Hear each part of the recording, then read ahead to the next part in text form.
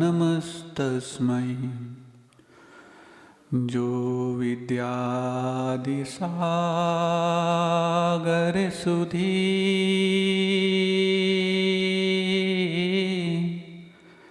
जो विद्यादि सागर सुधी गुरु हैं हितैषी शुद्धात्म में निरत नित्य हितोपदेशी वे पाप ग्रीष्म ऋतु में जल हैं सयाने पूजूं उन्हें सतत केवल ज्ञान पाने पूजूं उन्हें सतत केवल ज्ञान पाने। देवादिदेव 1000 श्री वीरनाथ भगवान की परम पूज्य आचार्य परमेष्ठी गुरुदेव श्री विद्या सागर जी महामुनिराज की पूज्य पर आचार्य श्री समय सागर जी महाराज की समस्त निर्यापक श्रमण मुनिराजों की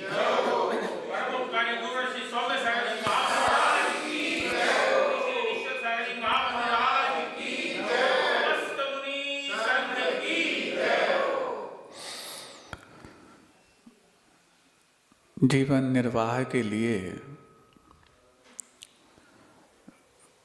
कुछ ऐसी सामग्री भी होती हैं जीवन को चलाने के लिए कारण बनता, बल्कि इस जेहन को भी प्रभावित करने का कार्य करता। और उसमें सबसे महत्वपूर्ण सामग्री भोजन के रूप में जानी जाती है। तो फिर कुछ और भी सामग्रियां हैं जिससे जीवन का निर्वाह होता।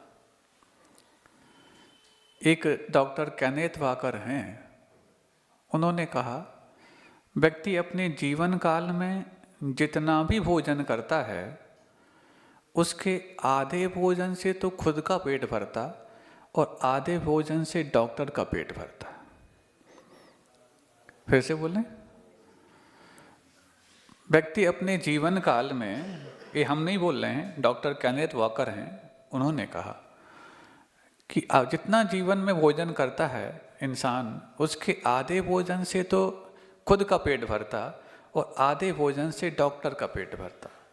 और व्यक्ति यदि अपने भोजन को कुछ कम कर ले तो मुझ जैसे डॉक्टर के पास आने की उसको आवश्यकता ही न पड़े।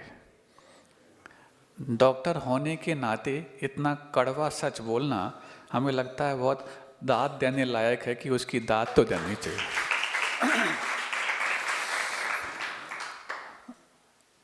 अक्सर हम अपने जीवन को उस दिशा की ओर नहीं मोड़ पाते जिस दिशा में हमारे लिए सबसे सुकून वाली मंजिल देखने को मिलती है।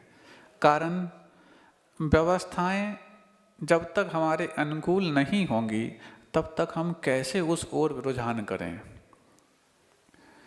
3 लोक में अनंत जीव हो गए और अनंत तीर्थंकर भी हो गए।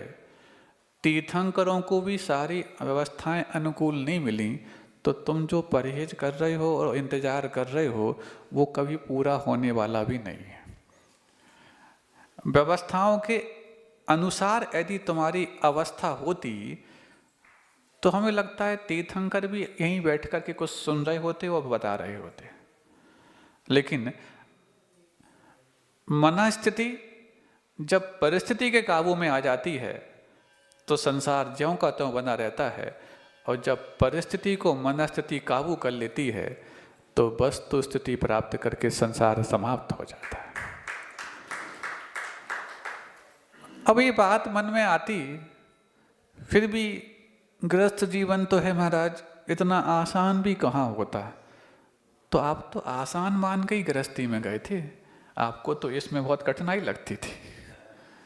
अब जब गृहस्थी में गए तो महाराज इतना आसान नहीं है, ऐसा कहने लग गए।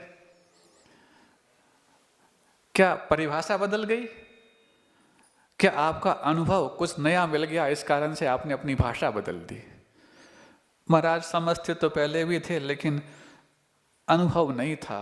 अब अनुभव भी है और अभ्यास भी है, लेकिन आनंद नहीं है। किस अभ्यास है? गृहस्थी का तो पूरा है महाराज। तो आनंद गृहस्थी के अभ्यास से मिलता होता। जो संसार विषय सुख होता, तीर्थंकर क्यों त्यागे, काहे को शिव साधन करते, संयम सो। ये आप ही लोग बोलते हो वैराग्य भावना में। लेकिन महाराज हो सकता है तीर्थंकरों को संसार में सुख नहीं मिलता होगा, इसलिए वो छोड़ गए। हमने तो फिर भी ढूंढने की कोशिश की, कम से कम कोशिश करने वालों की हार नहीं होती। हमने इस पंक्ति को चरितार्थ तो किया। वाह रे वाह, हमारी बिल्ली हमसे ही म्याऊं कि कोशिश करने वालों की हार नहीं होती। भाई तुम दूध में से मलाई निकालना चाहो, मक्खन निकालना चाहो, फिर भी ठीक है।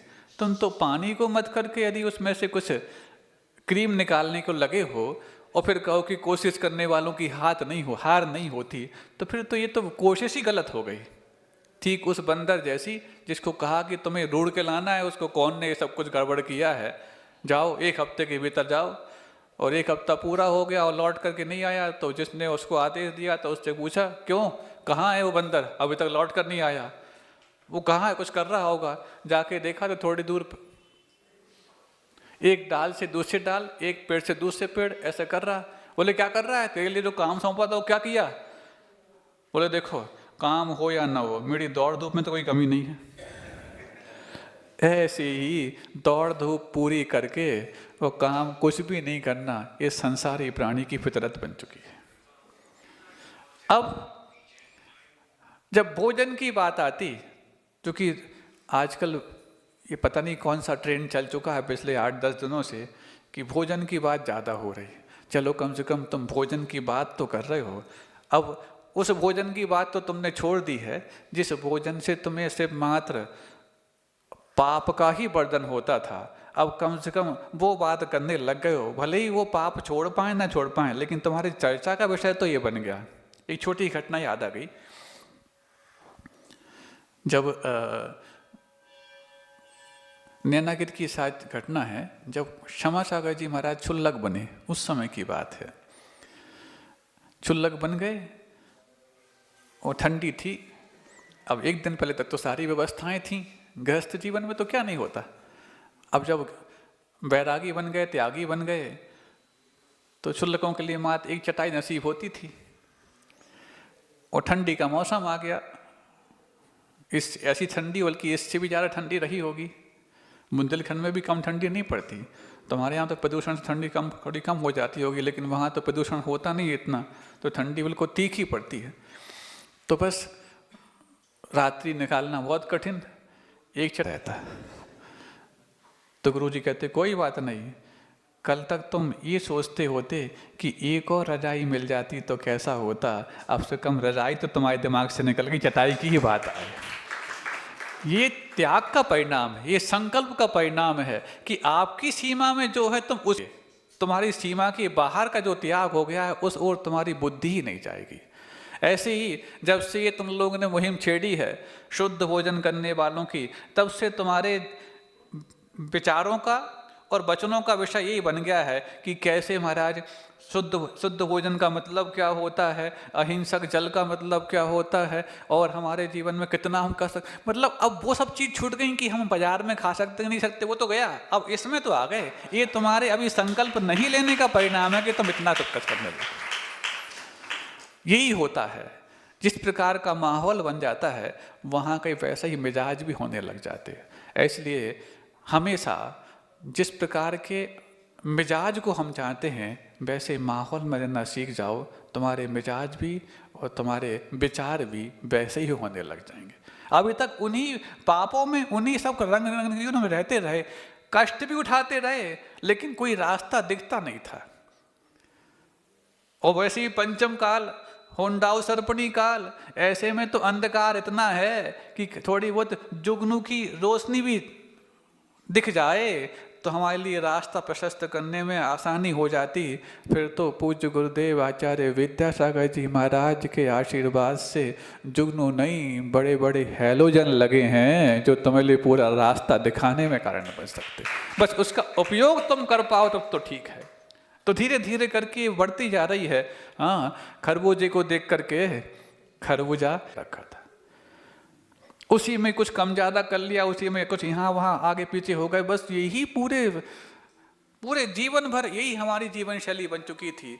लेकिन इसके अलावा कुछ होता है ये तो समझ में तब आए जब ऐसा कुछ दिखने में आने लग जाए। दुनिया सिखाने से नहीं सीखती, दिखाने से सीखती है। क्योंकि विजुअली इम्पैक्ट 83% होता है, ऑडियल 11%, विथ नोज 3.5%, विथ टंग 1% और विथ स्किन 1.5%।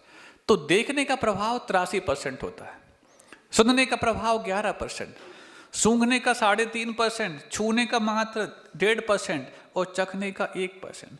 ये साइंटिफिकली एनालाइज किया था किसी साइंटिस्ट जिसका नाम था लेस गिबलिन। वो जर्मन थे, लेकिन काफ़ी हद तक ये जो एनालिसिस है वो जैनिज्म के अकॉर्डिंग है। और शायद हम ये समझते हैं कि देखने का प्रभाव सबसे ज़्यादा पड़ता है इसी कारण से हमारे आँखों पर एक सुरक्षा कवच दे रखा है प्रकृति ने पलकों के रूप में। क्यों? जो सबसे ज़्यादा कमाऊ पूत होता है ना, सुरक्षा सबसे ज़्यादा उसी की जाती है। हाँ, जो निठल्ला है उसकी सुरक्षा कोई नहीं करता। क्यों? ये कमाऊ पूत है। तो ये आँख जो हमारी पांचों इंद्रियों में सबसे ज़्यादा इम्पैक्टफुल है, 83% इसका इम्पैक्ट होता है। तो इसलिए नेचर ने भी सुरक्षा के रूप में पलक इसको दे रखी है। जब भी हार्मफुल सीन हो शट द डोर, यूजफुल हो ओपन द डोर, व्यवस्था कर रखी है। बाकी सारे सेंसेस हमारे ओपन हैं, कान ओपन है, नाक ओपन है, स्किन तो पूरी ओपन है ही, और टंग भी ओपन है। भले ही वो मुंह के अंदर रहती है, लेकिन मुंह के अंदर कुछ रख लो, बंद कर लो तो भी काम करती रहती है। लेकिन आँख के अंदर कुछ तुम रखे हो, आँख बंद करो तो देख नहीं पाओगे। क्यों? ये पलक उस आँख की सुरक्षा है और ये मुख उस जिह्वा की व्यवस्था है। सुरक्षा वहाँ चाहिए जहाँ सबसे ज़्यादा वो वैल्यूएबल हो, इम्पोर्टेंस रखता हो, प्राइसलेस भले ही हो लेकिन वैल्यूलेस ना हो। A critic who knows the price of everything but value of nothing. एक आलोचक ही होता है जो हर चीज़ की कीमत करना तो जानता लेकिन उसका मूल्य नहीं पहचानता। आज पूज्य गुरुदेव आचार्य विद्यासागर जी महाराज के आशीर्वाद से कम दुनिया चीज़ों की पहचानना तो शुरू कर दी है। भले ही वो मूल्य देखे उस वस्तु को ले पाए ना ले पाए अलग विषय है, लेकिन पहचान तो गई है। यही बहुत बड़ी अपने आप में हमारे लिए उपलब्धि है। और जिन्होंने उसका मूल्य दे करके ग्रहण कर लिया वो तो अपने आप में वारे न्यारे कर गए। अक्सर एक बात हमारे बार बार मन में आती और हम कहीं भी डालते कि गुरुदेव एक ऐसे खजांची जिनके खजाने से लोगों ने क्या क्या लिया, जिन्होंने उनके खजाने से महाव्रत प्राप्त कर लिए वो तो अपने आप में अमीरों के भी अमीर हैं। जिन्होंने अणुव्रत ले लिए वो भी कम नहीं सौभाग्यशाली। जिन्होंने प्रतिमाएं ले ली वो भी, जिन्होंने हो सकता है उनसे कुछ रात्रि भोजन कोई भी संकल्प ले लिया हो, सारे के सारे उनके खजाने से लिए हुए रत्नों के धनवान हैं। और हो सकता है किसी ने दर्शन कर लिए हो, किसी ने उनके चरण छू लिए हो, किसी ने उनके आहार दे लिया, कुछ भी कर लिया हो सब। और जिनको लगता है कि हम समय रहते ये नहीं कर पाए वो भी मन में मलाल न रखें। क्यों?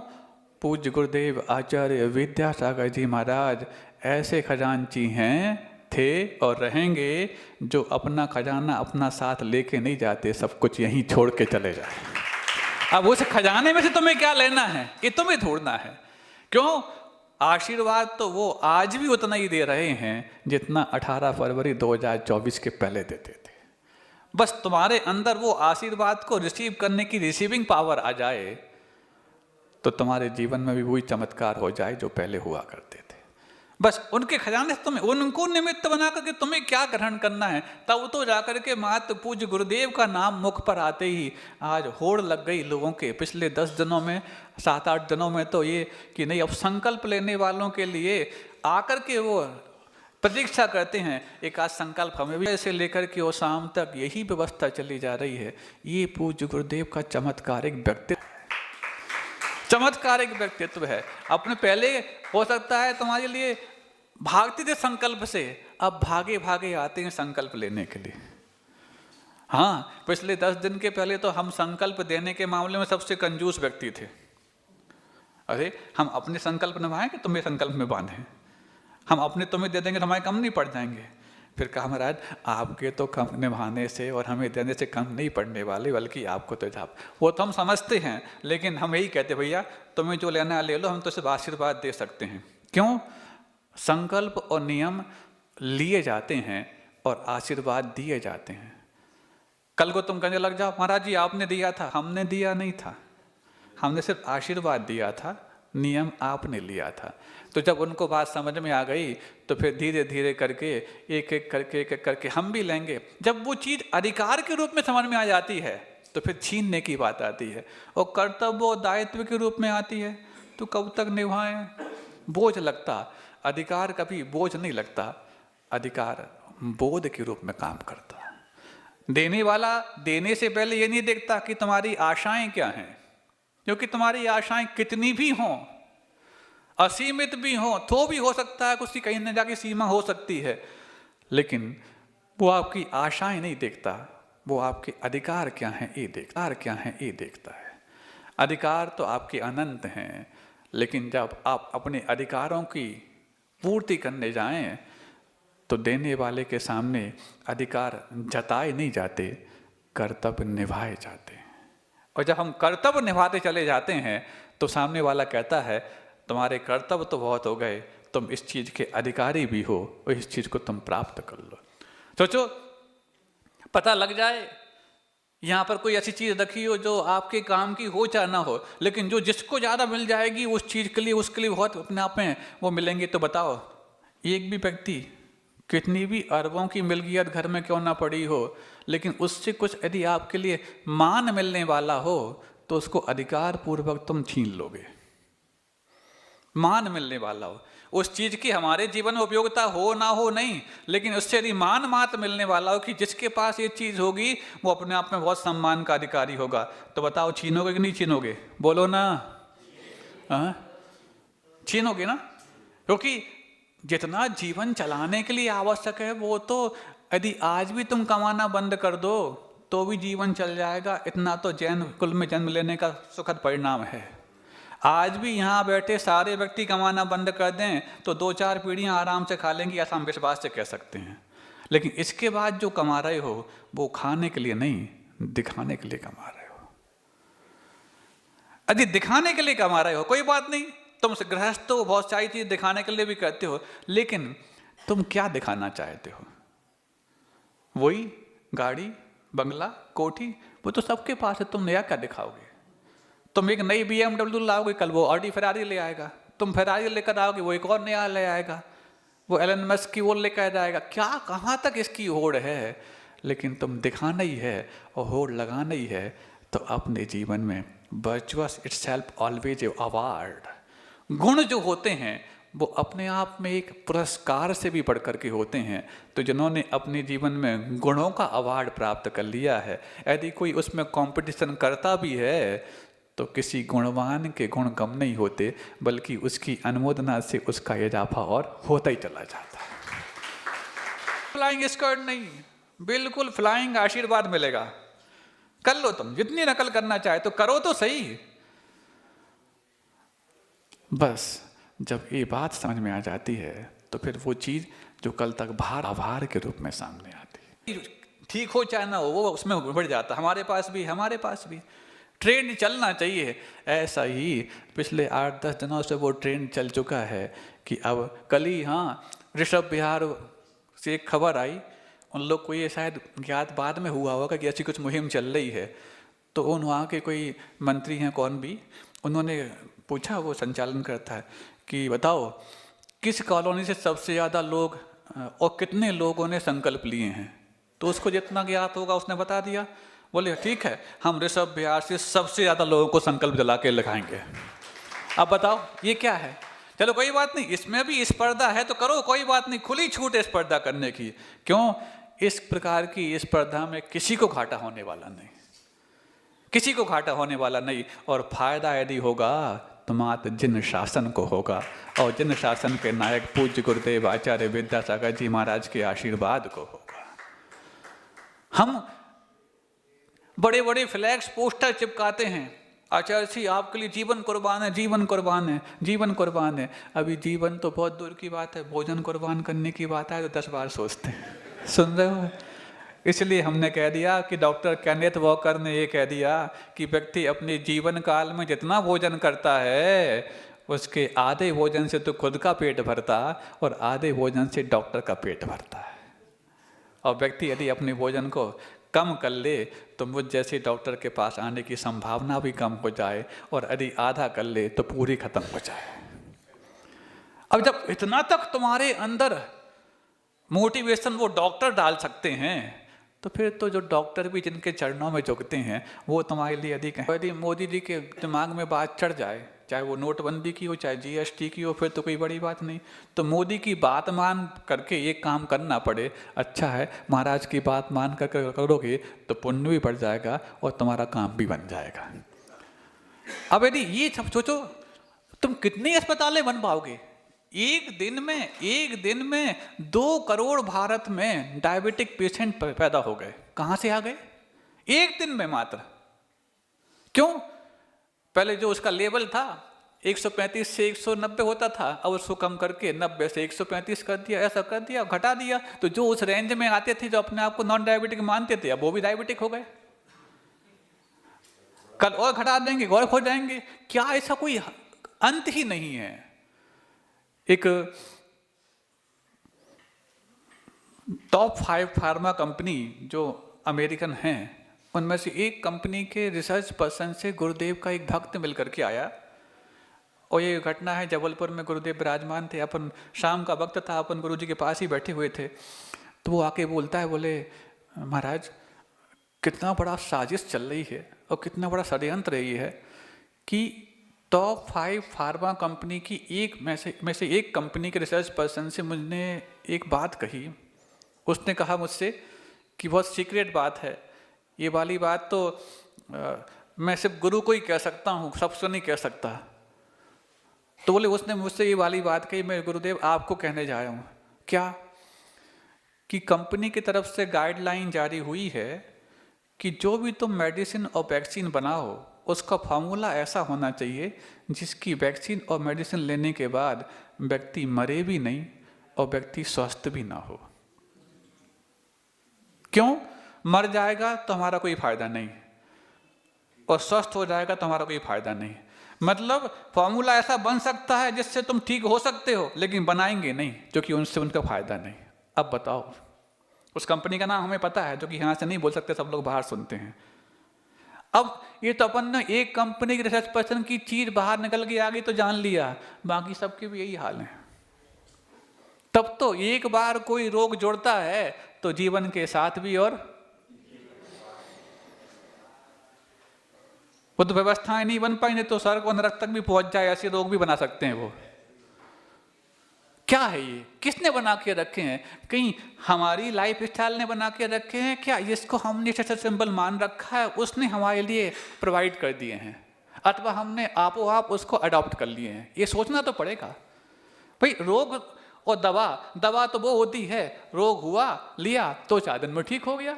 अब दवा भी लेते चले जा रहे हैं और रोग भी चलता चला जा रहा है, तो काय का रोग है और काय की दवा है, समझ में नहीं आता। महाराज दिन में 2 बार तो दवा लेनी पड़ती है, तो हाँ तो 4 दिन में बंद हो जाएगी। नहीं महाराज, जीवन भर चलेगी। हे भगवान, जीवन भर चलेगी ये दवा है कि तुम्हारे लिए सबसे बड़ा अपने आप में एक ऐसा अपने आप में संकट है जो दानव से भी बढ़ करके, क्योंकि जीवन भर जिसका शिकंजा कस जाए वो दवा नहीं दानव हो सकती है, चलती रहती। और ऐसे कई रोग हो गए डाइटिशियन भी डाइट चार्ट बना के देता है जो आपके लिए, डाइटिशियन के हाल हमने देखे हैं, नाप तोल के बता के देते हैं, इतना ये देना, इतना ये देना, और स्वयं की हालत खराब है। अक्सर देखना आप डाइटिशियन जितने भी होते हैं बहुत ही कम होंगे जो स्वस्थ मिलेंगे।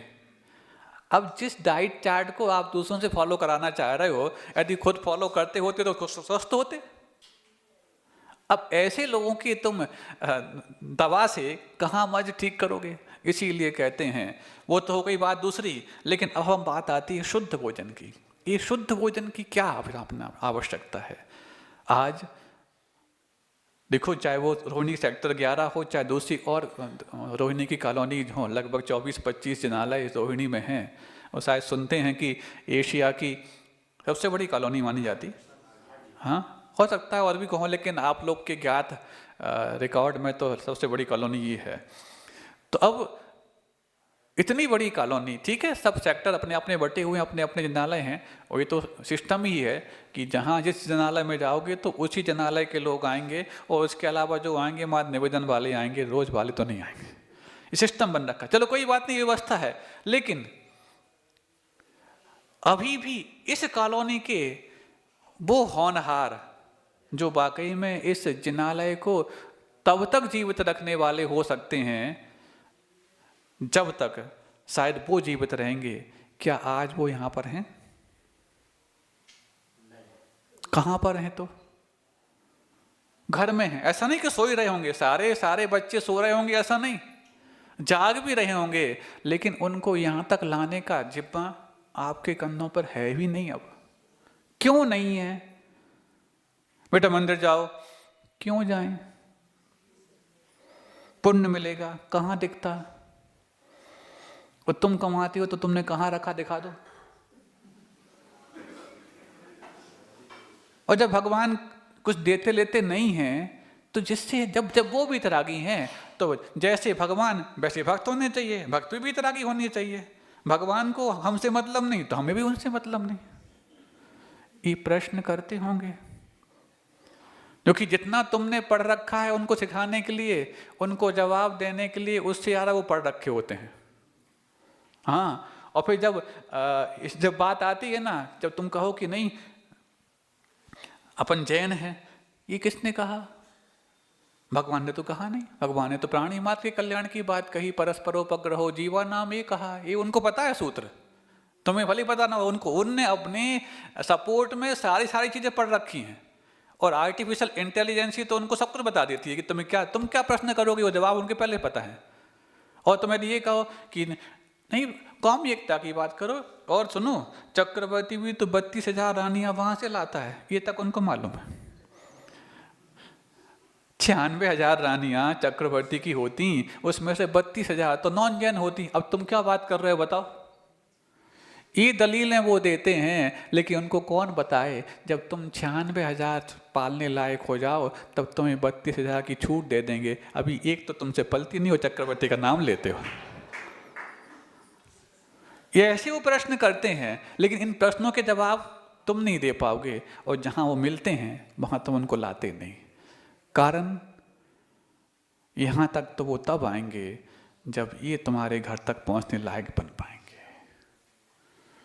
ये तुम्हारे घर तक पहुंचने लायक बन पाएंगे। आज क्यों? आखिरकार जैन कुल में पाने के लिए उस बच्चे ने भी उतना ही बलिदान दिया होगा जितना तुम बलिदान दे के यहां बैठे हो। तुम्हारे जन्म देने से वो बच्चा जैनी नहीं बन गया। उसके पास तो और भी माता पिता हो सकते थे अजैन कुल में जन्म देने लायक, लेकिन तुम्हारे घर में जन्म क्यों लिया? उसमें उसका स्वयं का पुण्य था, उस पुण्य के लिए उसका स्वयं का पुरुषार्थ था, बलिदान था, कुर्बानी थी। लेकिन आज वो यहां आकर के उस कुर्बानी और बलिदान को भूल क्यों गया? क्यों भूल गया? क्योंकि जैसा माहौल होता है वैसे ही मिजाज होने लग जाते। अपने शुरुआत में भी चर्चा की, तुम हमारा घर का माहौल तुम्हारा जन्नत का नहीं है।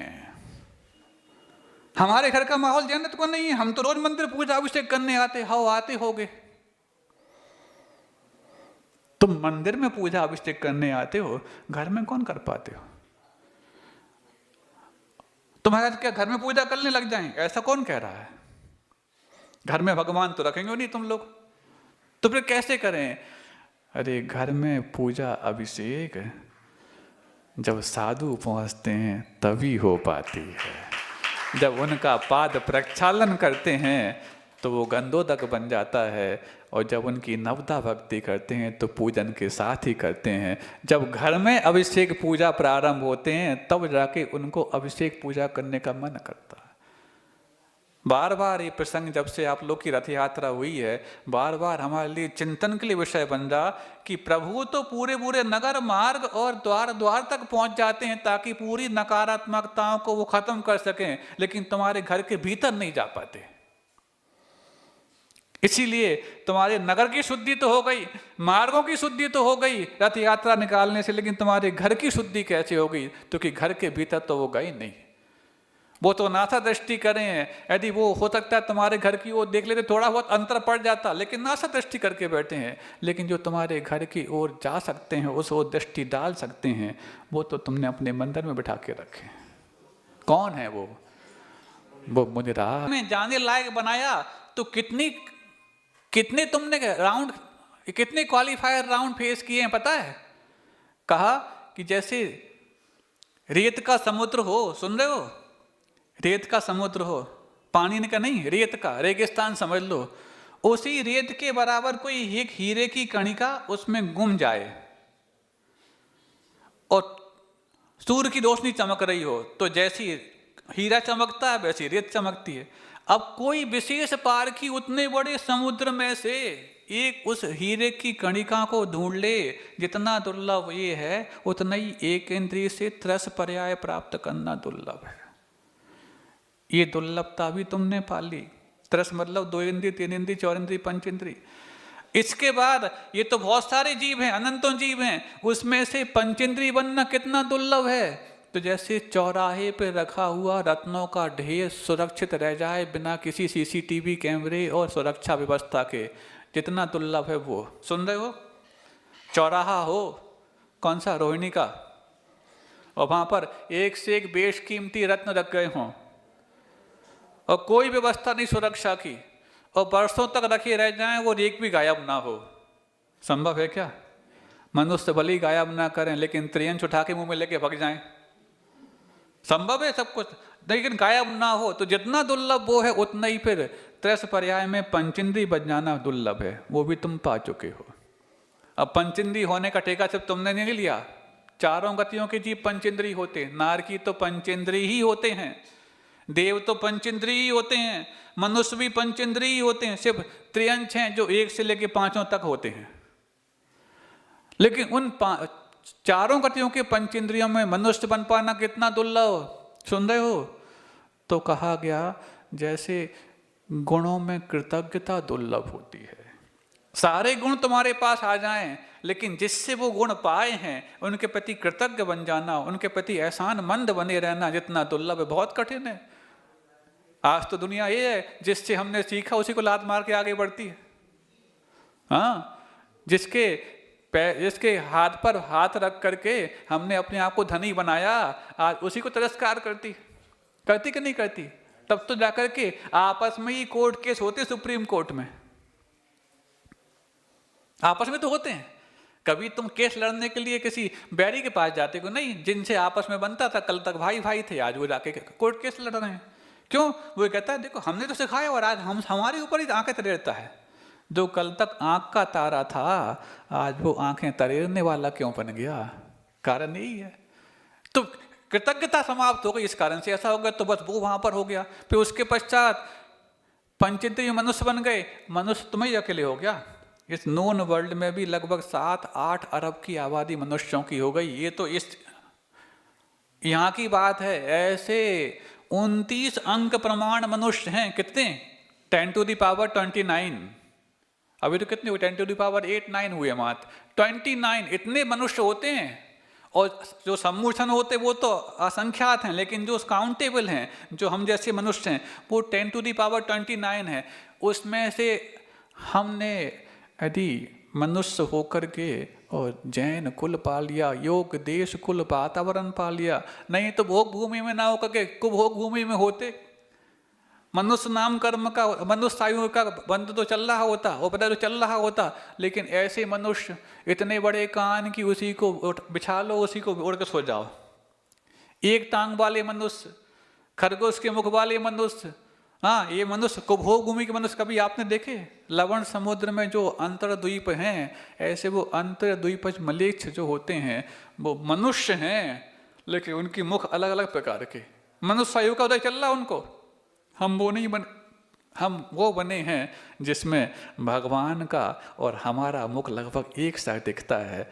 मुख तो एक सा दिखता है, लेकिन अभी मन में बहुत बड़ा अंतर है। वो आत्मन है, अभी हम मन वाले हैं, लेकिन अभी तक आर्तमन है, आत्मन नहीं बने। तो ये कितना दुर्लभ है। ये दुर्लभ बताया जैसे बहुत सुंदर है राजकुमार, सुन रहे हो, बिल्कुल हट्टा कट्टा युवा है, राजकुमार है, लेकिन दृष्टिहीन है। अब क्या करो? तो जैसे दृष्टिहीन ना हो पाए, सारे सर्वांग सुंदर हो, तो इतना दुर्लभ ये है, इतनी दुर्लभ हमने मनुष्य योग दोष को वातावरण पा लिया। और इसके बाद पूज्य गुरुदेव आचार्य विद्यासागर जी महाराज के काल में जन्म लेना कितना दुर्लभ है, सुन रहे हो? क्यों? गुरु तो हैं, लेकिन उनके काल में जन्म लेना कितना दुर्लभ है।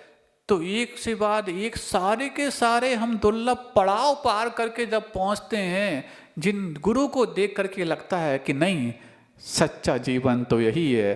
तुम तो ठीक है जैन हो, अजैन भी उनके दर्शन करने पहुंच जाए तो कहता है नहीं, मुझे मेरा लक्ष्य तो यही है, मैं पाऊंगा तो यही, जब पाऊं, लेकिन मुझे लक्ष्य, उनको देख करके व्यक्ति का लक्ष्य निर्धारित हो जाता।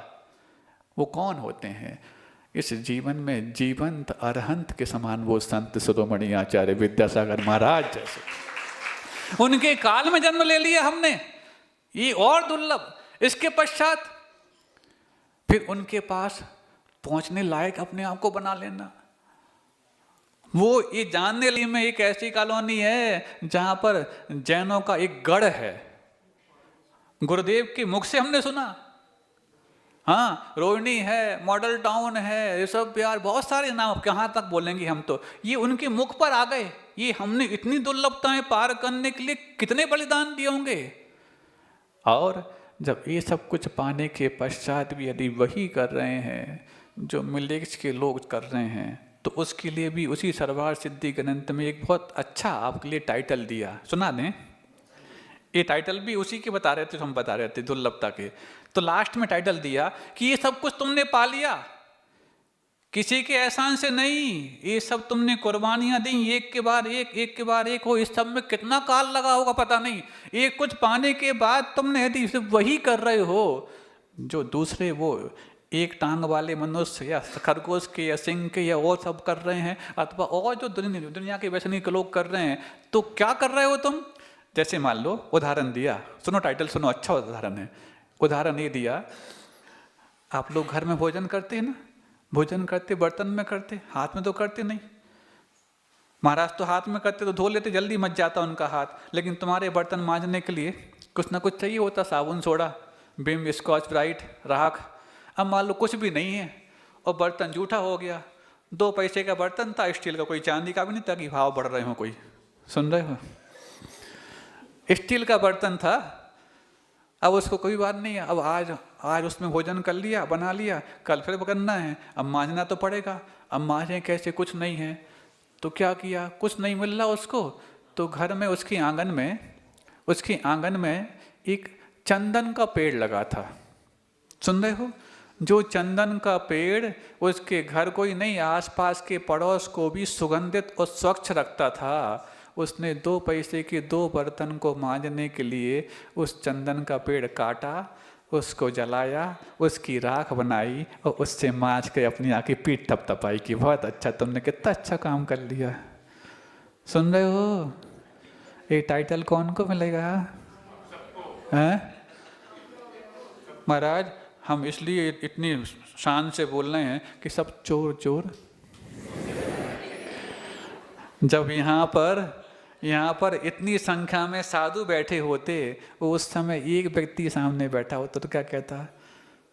आंखों में पानी लाता कि हम तो देखो, ये सभी लोग सारे इतने सारे मुनिराज बैठे हैं, जब गुरुदेव का विशाल संग होता उस समय श्रावक अपनी आंखों में पानी बहाते कि हम भी यदि कुछ ऐसा कर लेते कि इनके वादियों में, इनके चरणों में बैठ जाते ऐसा। लेकिन अभी ये है कि यहाँ तुम्हारे सामने दो ही हैं और तुम इतनी सारी मुठभेड़ कर लेके बैठे हो, इसलिए कह रहे हो वो चोर चोर। आना चाहिए पानी, कभी तो ऑफ करोगे। तुम सोच लो कि अपने आप कोई जादू हो जाए, कुछ नहीं होने वाला।